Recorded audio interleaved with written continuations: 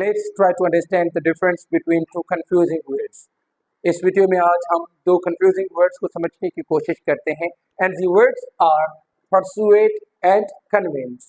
In Urdu इनका जो मतलब होता है मनाना, राजी करना या किसी को कोई काम करने के लिए कायल करना. ओके, टू सम एक्सटेंट कुछ हद तक इन दोनों का मतलब क्या है? सिमिलियर है, मतलब मनाना, राजी करना या कायल करना. बट आप यूज करते हो परसुएट किस सेंस में? When you mean to say के when you want to make someone agree to do something. आप किसी से कुछ करवाने के लिए उसको जो है क्या करते हो? मनाते हो कि वो ये काम कर ले. तो आप कौन सा वर्ड यूज करते हो? परसुएट यूज करते हो. जब आप अपनी बात या आप मतलब ये बात मनवाते हो कि आप सही हो, जब आप ये बात मनवाते हो कि यू आर राइट,